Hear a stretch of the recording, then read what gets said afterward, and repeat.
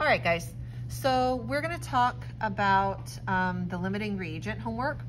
So this was question number 4.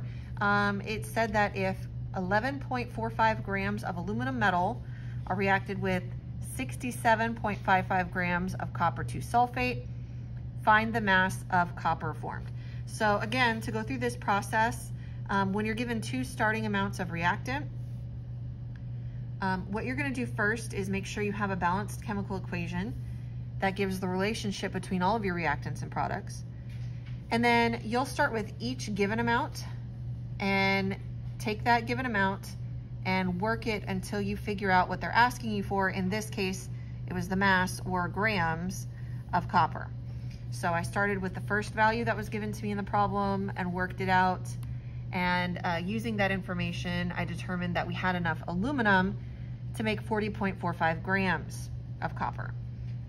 Starting with the given amount of copper 2 sulfate, I did the same thing.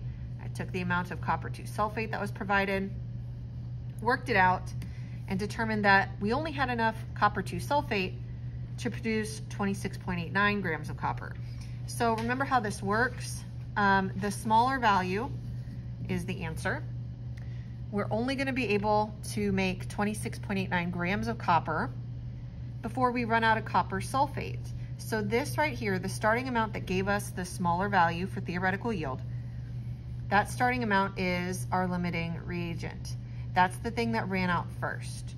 So although I had 67.55 grams of it, it would be entirely consumed, and the maximum amount of copper that we could collect would be 26.89 grams. We're not going to be able to get 40.45 grams. We're going to run out of copper 2 sulfate before we ever get there.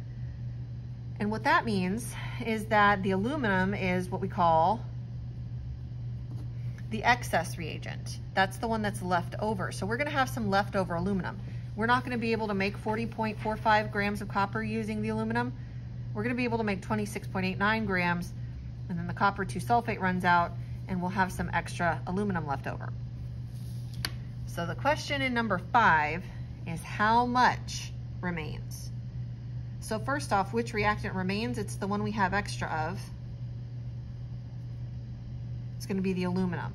Okay, so the aluminum is the one we have extra of. Again, that copper sulfate was completely used up, or will be completely used up once we get to 26.89 grams of copper metal. So we're going to have some aluminum left over, and we need to figure out how much. Here's what we do. Although we had enough aluminum to make 40.45 grams, we're not going to be able to make that much.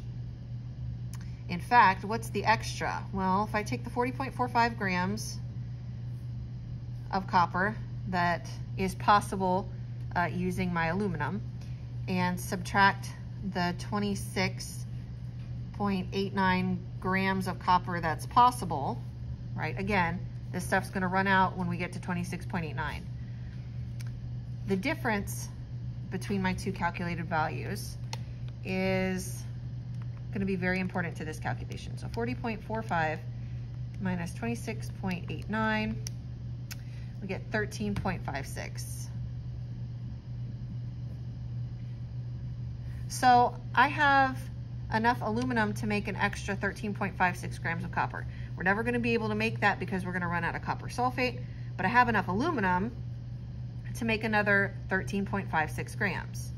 So how much aluminum am I going to have left over? Well, if I take that 13.56, so after I subtract this value that's not possible and my theoretical yield, this is the amount that actually is possible. After I subtract those two, I'm going to take that amount, and again, it's grams of copper, and I am going to work dimensional analysis to figure out how many grams of aluminum would be left. So the difference between these numbers represents sort of the excess product that's never going to be made because we don't have enough of our limiting reagent to make it.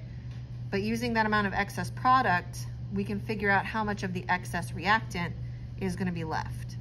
So again, it's just dimensional analysis. Take the amount of excess product that is not possible to form. Set up our dimensional analysis. Again, take the unit from the top and drop it down to the bottom. And when we're looking for grams, it comes from the periodic table.